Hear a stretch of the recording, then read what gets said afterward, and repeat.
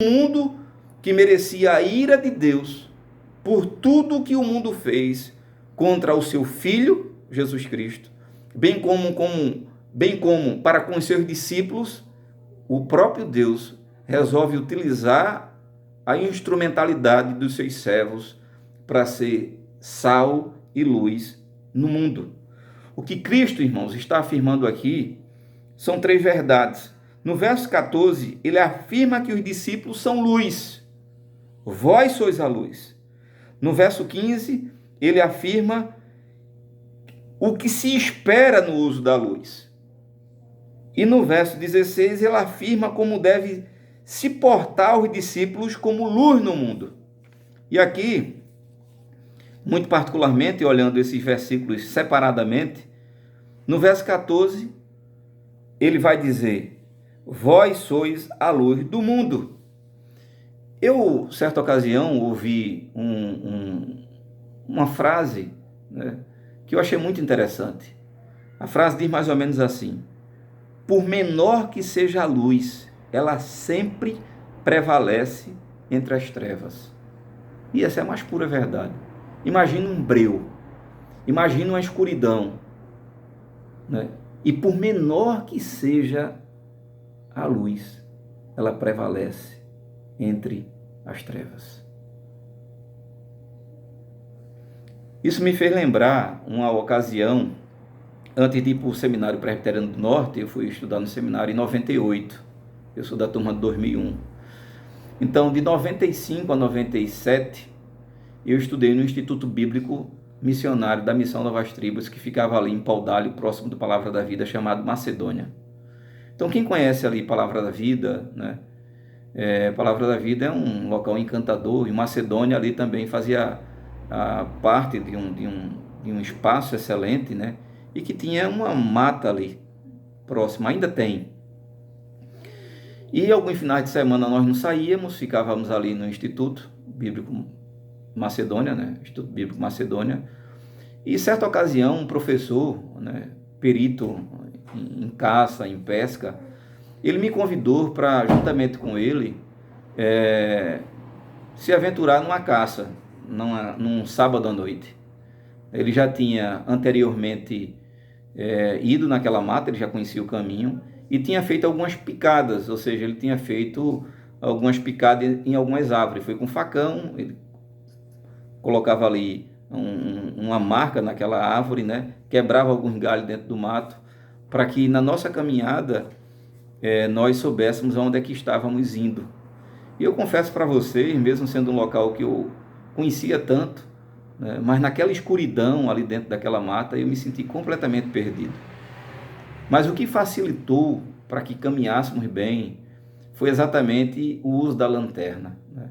O uso da lanterna, ele, na proporção que íamos caminhando e aquele professor na frente, ele colocava aquela luz procurando exatamente a árvore ou galho de mato que ele tinha quebrado para saber se estávamos no caminho certo. Então note que foi exatamente a luz utilizada nessa caminhada que possibilitou voltarmos para o nosso lugar de origem. Por menor que seja a luz, ela prevalece entre as trevas. Vós sois a luz do mundo. No verso 15, ele vai falar da naturalidade do uso dessa luz. Ninguém, por exemplo, numa escuridão, faz uso de um candeeiro, de uma vela, para colocar debaixo de uma cama, né? Ninguém faz isso. Nós podemos lembrar, por exemplo, a grande importância dos faróis, né? Aqueles faróis, para que as embarcações pudessem ter a segurança de chegar ao seu destino. A luz ficava exatamente no lugar mais alto, para que os navios, né, as embarcações menores, ao se aproximar do porto, pudessem ver através daquela luz o lugar que deveriam continuar seguindo. Assim também, Cristo vai afirmar que deveria ser com a vida dos discípulos. As pessoas, elas só saberão que somos a luz no mundo se vivermos de conformidade com a luz que devemos ser. Não funciona, né, no corpo de Cristo, ser crente secreto 007, né? Eu lembro de um rapaz, quando eu fazia o que no passado era chamado de segundo grau, tinha um rapaz que, vez por outra, ele era muito brincalhão, mas vez por outra eu via ele triste. E, certa ocasião, eu procurei, o nome dele João Batista, coincidentemente ou não, uma vez eu procurei porque eu imaginava que aquele rapaz fosse crente. E comecei a deduzir que aquela tristeza que ele aparentava em alguns momentos, mesmo sendo bem aparentemente extrovertido, né, e animar a sala, eu notava que aquela tristeza dele devia ser ao fato dele exceder às vezes. E esse procedimento dele acabava não dando um bom testemunho. E uma vez eu, conversando com ele, questionei se aquela tristeza dele devia ser a isso. Eu disse: João, não me leve a mal, eu sou evangélico também. E essa é a minha dúvida, né? Mas eu tenho quase certeza que você é evangélico. Eu estou certo disso. Ele, todo sem jeito, ele afirmou que era evangélico. E eu disse: eu acredito que, vez por outra, você fica triste, porque às vezes você nem sempre dá um bom testemunho, né? E eu também não estou isento disso.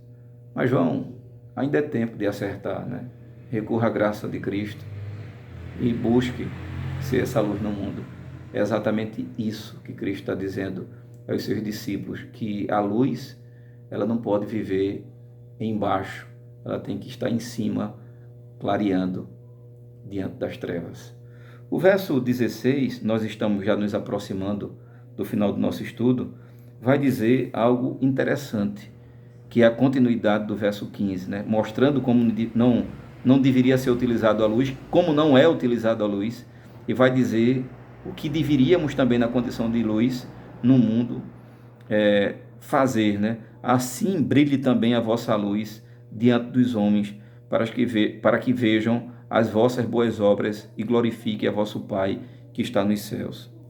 Esse verso ratifica, como eu já disse anteriormente, os versos anteriores, ou seja, os versos 14 e o verso 15.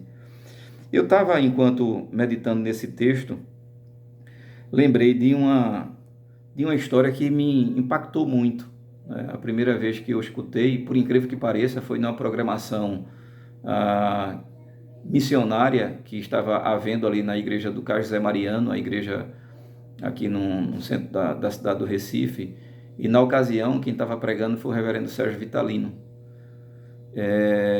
Eu vi aquela programação pelo rádio, eu estava na Macedônia, e lembro muito bem de uma história, né, que o reverendo Sérgio contou naquela ocasião. Ele lembrou de uma tribo indígena que tinha sido alcançado pela graça divina e que ali, depois de muitos anos de esforços, daquele trabalho missionário, agora aquele povo podia ouvir a palavra de Deus na sua língua e entender a palavra de Deus.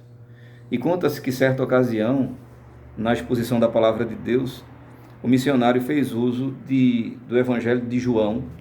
Olha o que diz aí, João capítulo 8, versículo 12. João capítulo 8, verso 12. Veja o que é que diz a palavra de Deus em João capítulo 8, 12. Diz que o missionário, naquele estudo, com aquela aldeia ali, lhe ouvindo, ele abriu a palavra de Deus nesse texto e leu: de novo lhes falava Jesus, dizendo: eu sou a luz do mundo. Quem me segue não andará nas trevas, pelo contrário, terá a luz da vida. Conta-se a história que quando o missionário, antes mesmo de terminar esse versículo, nessa parte que diz: de novo lhes falava Jesus, dizendo: eu sou a luz do mundo. Quem me segue não andará nas trevas. Diz que antes dele terminar esse versículo, uma índia que ali estava sentada, idosa, correu ao seu encontro, pegou nas suas vestes, na veste daquele missionário, na camisa, e disse: você é o culpado. Você é o culpado. E aquele missionário ficou sem entender, assim como toda aquela aldeia, porque aquela ainda estava tendo aquele procedimento. Até que ela disse: há muitos anos antes de você vir para cá, ali estava meu filho repousando. Até que ele dizia: mãe, aqui está escuro. e eu pegava algumas brasas, algumas madeiras ali com fogo da fogueira e levava próximo dele para clarear aquele local que ele estava. E pouco tempo depois, aquele meu filho continuava a gritar: "Mãe, aqui continua escuro, mãe." E eu ia novamente, pegava e colocava outra madeira ali, tirando daquela fogueira para clarear aquele local, até que ele gritou: "Mãe, aqui permanece escuro." E fechou seus olhos, porque ele tinha morrido. E hoje eu entendo que essa luz que ele clamava, é exatamente essa luz que você agora fala, que era Cristo e é Cristo. De novo lhe falava Jesus dizendo: "Eu sou a luz do mundo. Quem me segue não andará nas trevas, pelo contrário, terá a luz da vida." Eu espero que você não deseje passar por uma situação dessa, ser culpado por aqueles que estão partindo sem Cristo. Então, para não ter esse sentimento de culpa, relembre que toda dificuldade natural que um servo de Deus já passou, né? Fossem os profetas, o próprio Cristo, né? O nosso Senhor, os seus discípulos, né? Em pleno século XXI, ele relembra que assim como aconteceu com os profetas, de terem passado pelo que passou, conosco também não seria diferente. E lembremos que apesar dos pesares, apesar de fazermos aparentemente tudo que está ao nosso alcance da melhor maneira possível, isso não significa dizer que teremos os resultados que gostaríamos. Possa ser que por causa do serviço a Cristo, né, isso acarrete em sermos perseguidos, sermos injuriados. Mas independentemente disso, não devemos esquecer a nossa função de sal e de luz. Meus irmãos, que o Senhor nos abençoe e nos guarde, que o Senhor nos ajude a melhor servi-lo. Que o Senhor resplandeça o seu rosto sobre nós e nos dê a paz. Amém.